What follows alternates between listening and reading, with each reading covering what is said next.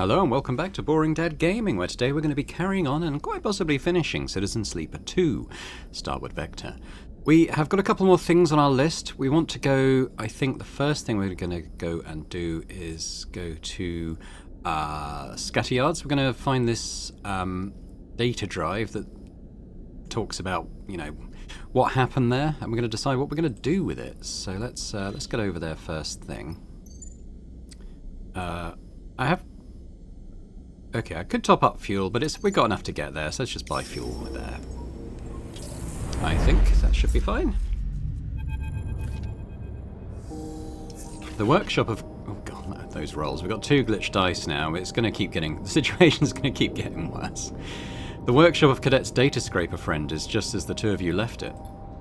You remember the cycles you and Cadet spent in here poring over that dark data, the strange fragments of the drone mine's protests seeded among the cold code. You find the drive where Cadet told you it would be, in a compartment under the padding of a bunk lined with thick shielding that makes its contents undetectable. As you pull the drive out, the metal cold on your hands, you have a sudden urge to smash it to pieces. This object which escaped Hexport when so many others didn't. When Senate Stat, and it was Senate Stat, you're sure of that now, decided to cover up what they'd done, they first made sure that this drive would get out so that it would pass to the fast spindle and then onward. But something went wrong, some miscommunication or mistake. That's all it was, a tiny slip, and it all fell apart. Now the drive is in your hands instead. You turn it over in your hands. You know the drive contains Conway access codes, control codes, and perhaps more besides. Data of great value, data that would win a war. Also know that you're sick of thinking about it. I think we're going to take it, to be honest. Take the drive. You slip the drive into a pocket and close up the workshop. You head back to the rig, and as you do, you turn the drive over in your pocket, unsure what the next step might be. As you glide through the hub, you pass shipfitters and crews all moving on their own vectors. It feels strange to carry the drive past these people, all of them totally unaware of the threat it might pose to them, to this station. Stranger. Now, I'm pretty sure this is a guy from the first game. Again, I don't remember his name, but he was like a slightly shady trader, I think, on Erlin's Eye, the station. But I don't know. I can't remember his actual name. Excuse me. The stranger stops you in the passageway with a hand on your shoulder. Can I ask you for your help with something? Their sudden appearance shakes you out of your thoughts. You quickly take your hand out of your pocket, off the drive. You look at the stranger in front of you. He's roughly dressed in a heavy coat, but he's otherwise unremarkable. You could have passed him many times before and not have known. I'm looking for something. He looks over his glasses at you. A lost drive. Who are you? This matter concerns my client more than me. He leans back a little, his voice calm. So introductions won't be necessary, but the drive belongs to my client and he'd be very happy to see it returned. Suddenly, something catches your eye, a set of dice like those used to play Star and Stoker. The stranger is playing with them in one hand, turn them end over end in the station's microgravity. What's with the dice? The stranger looks down at them as if he'd forgotten he was holding them. I must admit I love to play games to pass the time. I enjoy the chaos of Star and Stoker with its unpredictable shifts. He spins the floating dice. My brother, however, prefers the systematic progression of Tabla with its inevitability. I suppose it runs in our family. He might be the brother of the guy. He sighs, but I won't bore you with childhood stories. Please, let's be direct. He gives you a friendly smile. My search for the drive brought me to the scatter yards, but from here the trail went cold. That was until you arrived. He pushes his glasses up his face. And then the trail lit back up again, just like that. The stranger moves his hand in his jacket pocket a little, and you see a shape in there, a box-like impression in the fabric. My client never intended these events, you must understand. One of their other contractors proved to be overzealous in an attempt to conceal their mistakes. The result was the regrettable situation you saw in Hexport. But for all that to be for nothing, that would be a waste beyond the original act, piling insult on injury.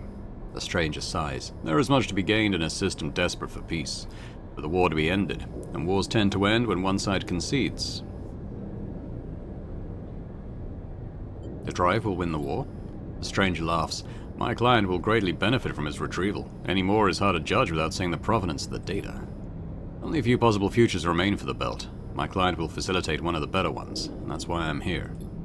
But if you need additional persuasion, I'm authorized to offer you 300 cryo as a reflection of your efforts. The stranger smiles again, his tone never straying from its businesslike calm. Now, can you return my client's drive? The stranger's hand shifts in his jacket pocket. You have the feeling this is not a choice you can deny. I think we're going to smash it. Break the drive. You grip the drive in your pocket so hard the casing starts to crack. You see the stranger's eyes flash a warning. You dash the drive against the metal wall of the passageway, splintering into 1,000 shards that pepper the two of you with cuts and scratches. The stranger shakes his head. A regrettable decision. You hold yourself ready, expecting a retaliation, but it does not come. The stranger simply turns and clunks away down the passage, not willing to waste another word on you. Your transaction is complete.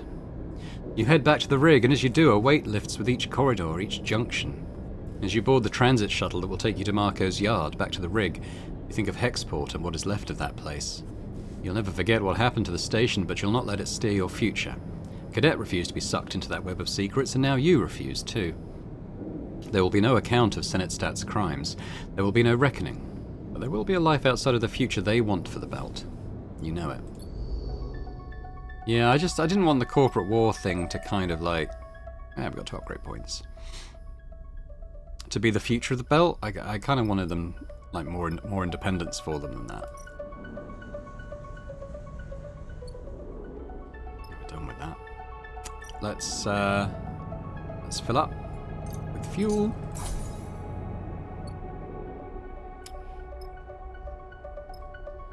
The spent drive. Fitting name. We don't need a meal though.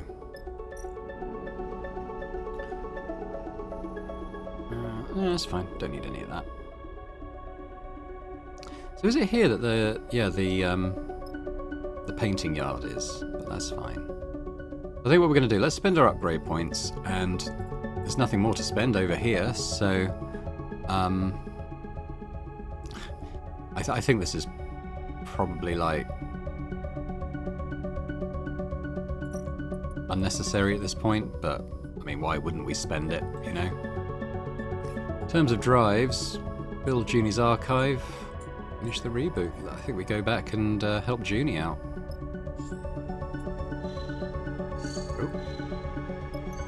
Back to dark side.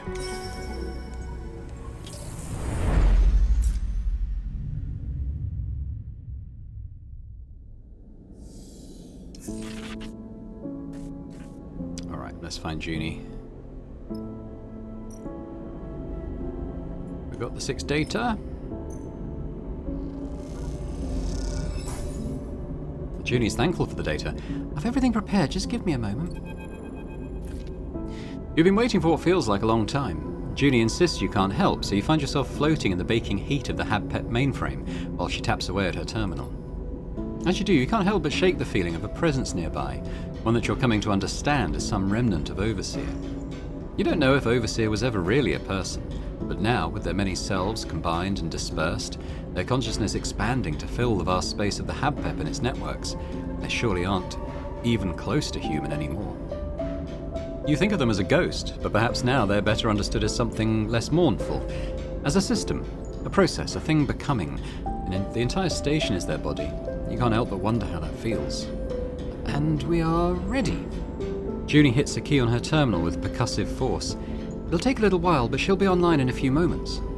She looks flushed with excitement. She? Weren't you listening last time? Junie squints at you. Don't tell me you drifted off. I was thinking about Overseer. Junie shakes her head. Then you don't know. She suddenly looks concerned. A voice screeches out of the terminals. It descends in pitch from a squeal to speaking, and then below the mainframe a flickering projection appears, first as lines and then as a solid light. Warden. Welcome, visitors. Warden flickers and warps. I am the Warden. Please provide... The image jerks and freezes and then blinks out. Shit. Junie taps at her terminal. Just need to reconfigure her for the HabPep environment. The Warden? Seriously? What? Junie doesn't look up from the terminal. I told you last time, we need a way to process and understand all this data. Warden's perfect. Well, this better not blow up in our faces. It won't. Junie glances over her shoulder. I've taken precautions. She can't hurt us. The technician is right. Warden's clipped voice echoes through the cavernous mainframe bay. My protocol is operating under safe mode limitations. Warden's blind eyes stare out over your head. Do not be concerned, Officer Dahl. Sorry, I'll fix that. Junie chuckles. Why the Warden? Archiving was her role in the bunker. She's ideally suited to this, and she understands Solheim networks better than we ever could. Junie smiles. Come on, you have to admit this is pretty cool. You look at the statuesque figure of Warden, once at the heart of Solheim's intelligence gathering operations across the belt. Could such a tool of corporate oversight ever be used for something good? Look, watch this. Junie turns to Warden. Warden, provide the last known location of every Solheim vessel above Rigger class in the Starward Belt. Immediately, technician. Warden draws a circle with a pointed finger and it expands, filling with bright specks. At first hundreds and then thousands, a constellation of sights. See? Junie grins. This is our future, built on the foundation of our past. These tools are ours now. You look at the arcs of specks, the points of light describing the shape of a long-dead corporation's power. This is incredible. Junie smiles. It is. People need to know what this city, what this system is built on. Warden can do that, expose that. It will be up to us to reshape the ruins into something new. I knew when I saw her that I couldn't leave her there, alone in the dark. I've been in that dark pit, and I won't condemn another being to it. Junie looks at the placid Warden. Human or not, how we treat her is a test of our own values, of the world we project. Data is not a currency, it's not a commodity. It is the immaterial output of a system, a structure, society. Junie meets your eye. This will be a place to uncover that system for ourselves. She looks around at the chaotic trailing wires and the floating terminals. Once I've cleared it up a bit. She laughs. You and Junie spend a little longer in the mainframe, sorting cables and offering Warden casual queries. Not all of them return useful information, and Junie begins listing out the changes she'll need to make. After a while, you both find yourself tiring, heads aching with all the fresh information you've crammed into them. So you close up the core and ascend back through the layers of the facility to Darkside's surface. As you do, you feel the history of each strata, the layers that make up this place and the belt beyond. Now, more than ever, it feels tangible to you, as if it contains not only the past, but the promise of the future as well. There we go. An upgrade point, we can't spend a single point though, so we'll have to leave that be. And all that remains to us is to reboot.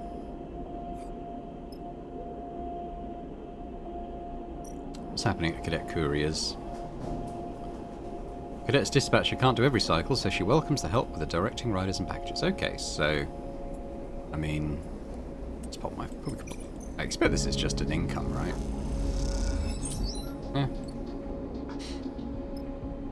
Scrapper market. Scrap shift, buy scrap, process scrap now. Don't need to eat. Come back to that in a sec, we just... look at anything else. I think we're done. I think this is all that remains. So, let's input Seraphine's coin and reboot.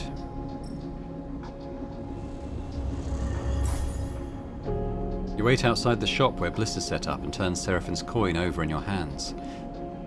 You are ready.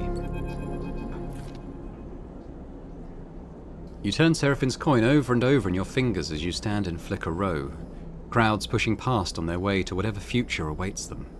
Your fingers glide over the worn metal, as you imagine Seraphine's have, Tala's have, in moments of anticipation. Perhaps others, before the coin came to be Tala's, have repeated the same ritual, the same nervous routine. But their fingers were human, born, not made. This intrusive thought makes you slip the coin into a pocket quickly, as if it had delivered a shock. You hear a hiss, and the door of the shop slides open, revealing Ankita. You see her eyes scan the crowds almost defensively before she spots you there and nods in your direction. Hey, Ankita. She looks around for a moment, then approaches you. She looks tired, but her stubborn ferocity bubbles under the surface. Bliss is waiting for you. She nods back towards the shop, which I guess is why you're hanging around out here. Nervous? Of course. She looks around at the crowd. Look, Sleeper, if you want my advice, you have to find a way to keep up with yourself. Change is constant, but sometimes you can get left behind. Ankita looks away, the signs of Flicker Row reflected in her eyes. I just remembered I owe you an explanation. I promised to tell you why I wanted Atsubo out if we managed it. She shakes her head. I guess I'm not very good with promises. So why did you? Ankita is still staring at the signs. I grew up here, Sleeper. Did you know that? She doesn't wait for an answer. After I came to the belt, after Bliss and I, She pauses, not wanting to say it. When I had nothing left, this is where I came, and when I got here, my home was gone." She grimaces. "Those Utsubo bastards had destroyed it, strangled the life out of it. I was looking for something to fight for on my own terms. Darkseid became that for me." She sighs. "And that's all you're getting. Promise kept." Ankita looks over her shoulder. "Look, Bliss wouldn't be happy if they saw me out here chatting to you when you're already late for your appointment." She smiles to herself. "And I don't need more reasons for Bliss to be unhappy with me." She grabs you by the shoulders and steers you towards the shop's entrance. "I'll catch you after. Don't you worry." She pushes you towards the door and then turns away and disappears into the lights of Flicker Row. You take a final moment and then will yourself inside, leaving the glimmering lights and the shifting crowd behind. Bliss is perched at a console. They turn as you enter. "Finally!" They smile weakly. "You were making me think you wouldn't show." "I'm ready." "I'm sure Seraphine told you, but everything is ready." Bliss gestures to 2 couches with straps, freshly built connectors, and a bundle of wires at one end. "I hope it'll be comfortable for you both." "Where's Flint?" "Was just getting some air." Flint leans in the open doorway, watching you both. Their pale face looks even more drained of colour than usual. Flint comes inside the shop and nods to you. "Let's do this." They take a shaky breath. "I'm ready." Flint and Bliss go silent, and the sound of the crowds outside filters gently into the room, mixing with the whine of the air cycler and the hum of the terminals. There's not much more to say. Bliss looks at you both. "Okay." They pause. "Let's begin." Bliss helps you and Flint onto your couches. You settle there and slide your arms and legs under the straps that will keep you in place. The connector, with its thick bundle of wires, waves above your head. It is hard not to feel exposed lying here on your back, anticipating what is to come. It is even harder when the memory of waking up to this very same ceiling with its bundles of dangling tech and scratched plating forces itself into your mind. You have been here before. Last time you woke up to fear and panic, woke to a desperate escape in a shattered mind. A reboot interrupted. The thought sets you trembling. But then, staring up at that same ceiling, the trembling dissipates.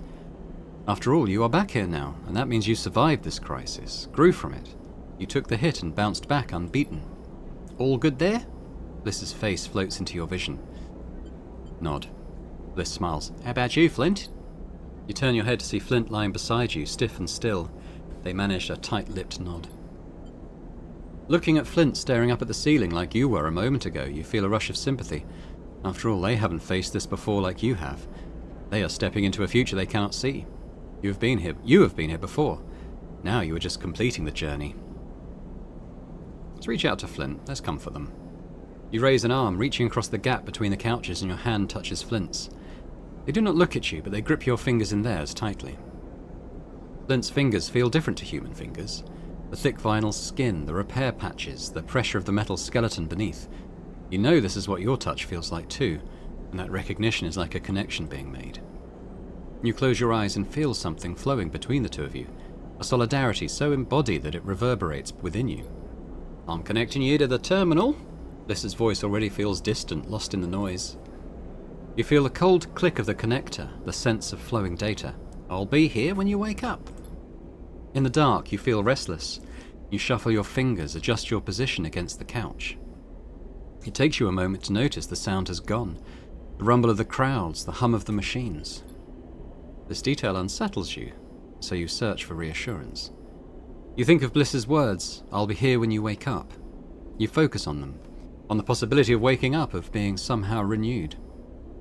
But what would that renewal look like? Your eyes blinking into the lights of Flicker Row. Bliss, Seraphine, and a renewed Flint beside you? But what then? I think we travel, don't we? That's what we spent the game doing, and it felt kind of cool. A line stretching out on a screen, a vector leading you ever onwards. Why stop now? How far does the line stretch? What does it encompass?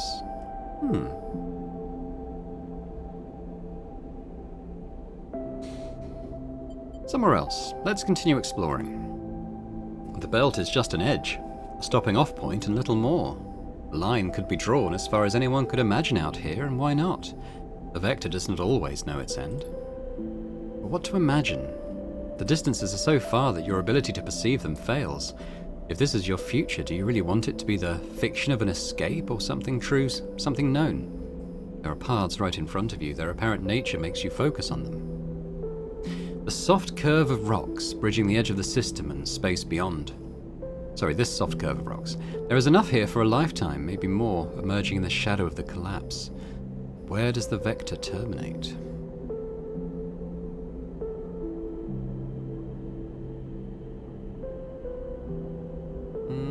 I think we go back to Oliveira. I can help the colonists and stuff there, and Seraphin's there. He's obviously like our best friend. Seraphin and Oliveira. For a long time, you thought Seraphin would run forever, but something changed in him. First in Wellspring, then Oliveira, that haven amongst lifeless rocks. Perhaps that place might orchestrate a shift in you, too. There is a future in that colony, one more fresh and fragile than anywhere else in the belt. It is built world by world, refugee by refugee, promise by promise. An image, one such promise made by Seraphin to Cadence and returned in kind. A celebration that rumbles through the colony with joy. And in the aftermath, plans are made, ones that will take an eager lifetime to fulfill. What more could you desire than the ceaseless project of building a future for those you love? The thought arrives with a solidity and power that settles your mind. This is what it means to live. Then you feel it, the insistent pulling of a thread, the unraveling of your very self. The reboot comes on slow, an icy seeping into your mind. Little pieces of you flake off in the flow, fading with distance. You hear a voice, Bliss's voice, so far away now. You reach for it, stretch your every sense towards its familiar warmth. I'm starting the reboot. It is a whisper into the wind, pulled away from you the moment it's spoken. See you on the other side. All of a sudden you wish you could make it stop. The incessant entropy of time, the tumbling of rocks through space getting further apart every cycle, disappearing into the vacuum ahead. The decay of cells, the degradation of code, the corrosion and rot and rust. You wish in this moment to freeze it all so you might hang on to it, preserve the warmth, the light, the softness at the heart of things. This thought grips you, tears into you like fear. You feel the ice creeping in and know that everything will be lost, if not now, then mere moments away. But then you feel it impossibly. Seraphin's coin, worn smooth by worry, turning in your hand. Time has been pressed into that coin by hands, by fingers. It is a near infinite record of transient touches, each one shaping it in some small way. It is worn and worthless. It is bent and broken. And it is beautiful in all of those things.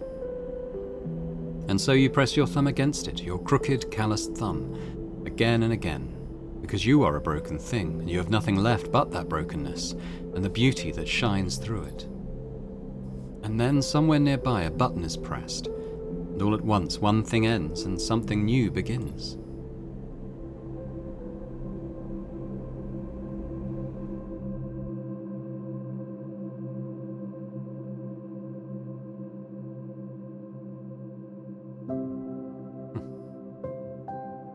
Guess that is the end.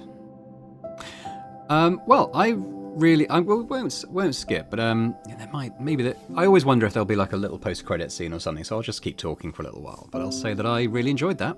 I think, as I said earlier on, it was for me anyway. And I know opinion is slightly mixed on this point from reading the Steam forum.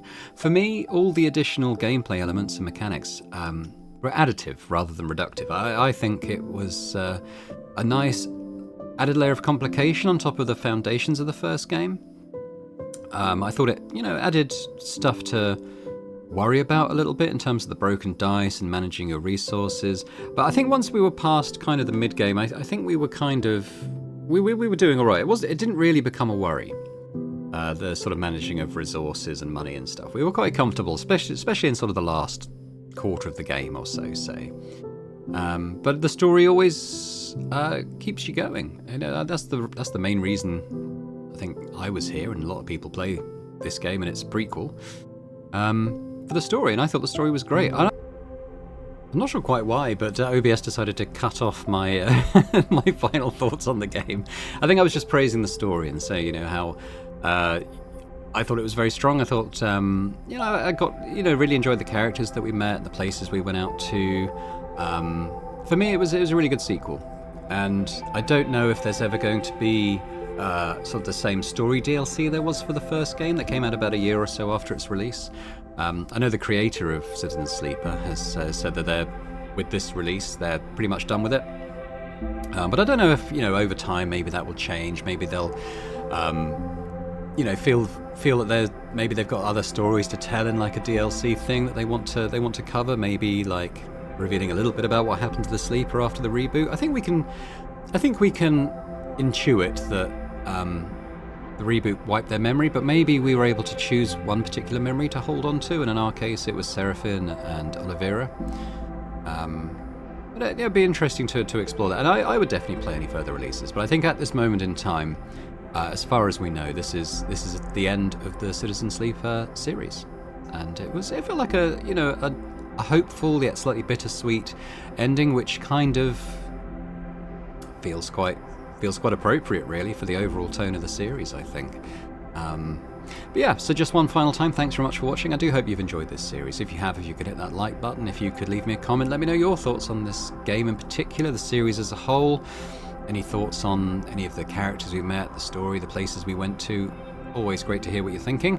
And if you're watching this and not yet subscribed to the channel, if you could do that as well, that'd be amazing. But I also hope to see you elsewhere in Boring Dead Gaming for other games and other playthroughs. Bye for now.